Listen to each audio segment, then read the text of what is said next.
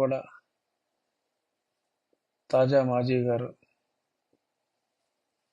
కాబోయే మాజీ గారికి ఏమి గీతోపదేశం చేసి ఉండవచ్చు అనే సోషల్ మీడియాలో చాలా వచ్చినాయి. కానీ బయటకు వచ్చిన ఒక అంశాన్ని మనం ఇక్కడ ప్రస్తావించుకోవాలి.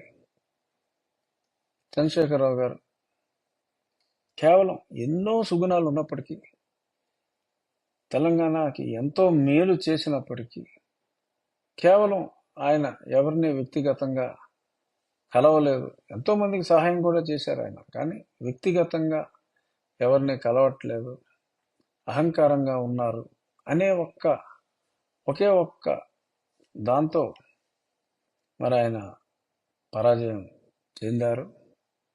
మరి ఆ విషయం మరి ఆయనకి చెప్పినట్టు లేరు. నువ్వు ప్రజలకు అందుబాటులో ఉండాలన్న విషయం చెప్పినట్టుగా లేరు. కానీ పేపర్లో వచ్చిన అంశం ఏంటంటే, ఆఖరి నిమిషం దాకా జనం మనసులో మాట చెప్పట్లేదురా భయ్, మరి నేను అలాగే చాలా సీట్లు వస్తాయనుకున్నా నీ మాదిరిగానే, కానీ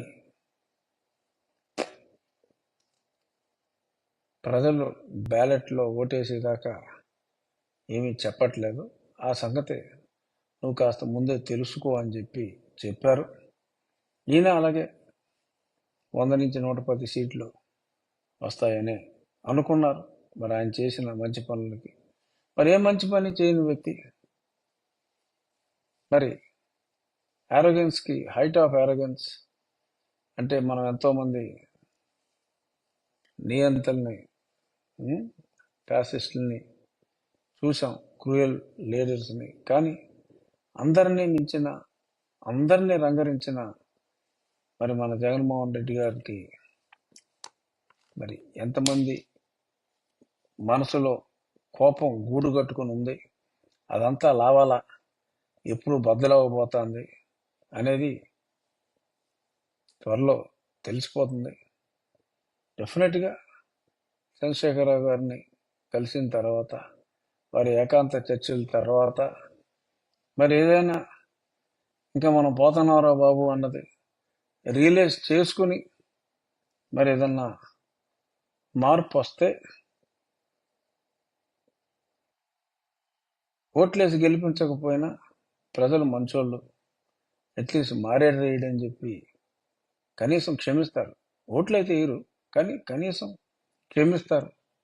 రేపు ముఖ్యమంత్రి పదవి పోయిన తర్వాత, అయ్యా జగన్మోహన్ రెడ్డి గారు, మీరు తర్వాత మారినా కూడా అసలు ఎవరో పట్టించుకోరు మిమ్మల్ని. వెనకటికి జగన్మోహన్ రెడ్డి అనేవాడు ఒకడు ఉన్నాడు అని కూడా, people's memory is very short అమ్మా జగన్.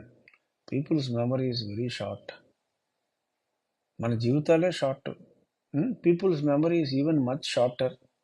చేయగలిగితే 4 మంచి పనులు చేసి సమాజంలో చనిపోయిన తర్వాత కూడా బ్రతికే అవకాశాన్ని బ్రతుకుండగానే మర్చిపోయే విధంగా మలుచుకోవటం మీ ఒక్కరికే సాధ్యమైందేమో అనిపిస్తుంది. At least change your attitude, respect people. And ఏదో కక్షలు పెట్టేసుకుని ఏదో రకంగా దొంగ కేసులు పెట్టి హింసించి హెరాస్ చేసి మన ఫ్లెక్సీలే ఉండాలి, ఎక్కడ చూసినా మన ఫ్లెక్సీలే ఉండాలి, పక్కోడు ఫ్లెక్సీ ఉండకూడదు, పక్కోడు ఫ్లెక్సీ వేస్తే చింపేయండి అని చెప్పి మీరు ఎన్నాళ్ళు చేశారు. కానీ ఇప్పుడు పీకమన్నా పీకడానికి పోలీసుడు రాడు. సో అంచేత పీకమని చెప్పి పోలీసుడు పీకట్లేదు ఏంటని చెప్పి ఏడవకుండా ఆ పోలీసుడికే మనం పీకొద్దని చెప్పడం మానేస్తే మంచిది.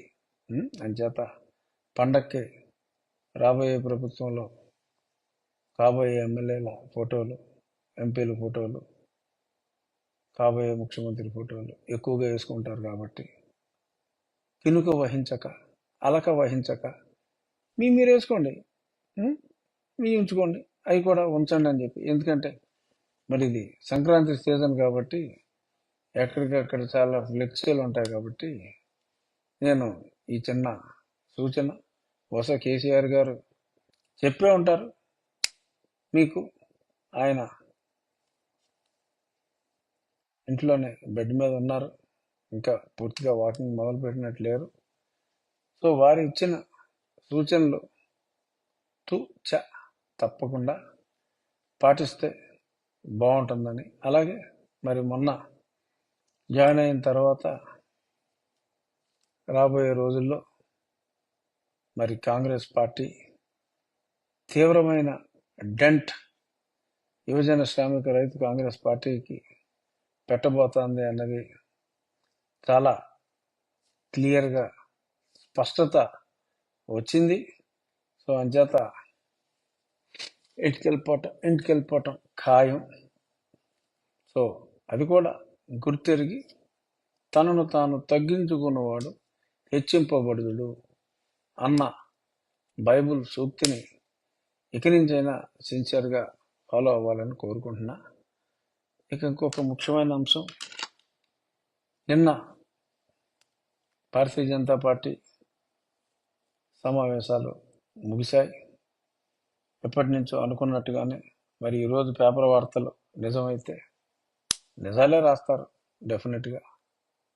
ఈనాడు, ఆంధ్రజ్యోతిలో కూడా మరి ఈ ప్రభుత్వం చాలా తప్పులు చేసింది. ఆ తప్పులను కూడా మనం తీవ్రంగా ఖండించాలి. చాలామందికి మనం వైఎస్ఆర్ కాంగ్రెస్ పార్టీకి అనుకూలంగా ఉన్నాము అన్న అపప్రద కూడా తొలగించుకోవాల్సిన అవసరం ఉంది అని కూడా చాలా స్పష్టంగా చెప్పినట్టుగా మరి మన పేపర్లో చూసాం. ఆ పేపర్లో వార్తలు నిజమే, అందులో అనుమానం అక్కర్లా. నేను కూడా క్రాస్ వెరిఫై చేసుకున్నా. సో కాబట్టి రాబోయే రోజుల్లో మరి డెఫినెట్గా సత్యకుమార్ గారు చెప్పినట్టు అది 2 సైడ్ల నుంచి ఉండాలి స్నేహం అనేది అని చెప్పి వారు అడగాలి, వీరు అడగాలి అని చెప్పి చక్కటి సూచన కూడా వారు చేశారు.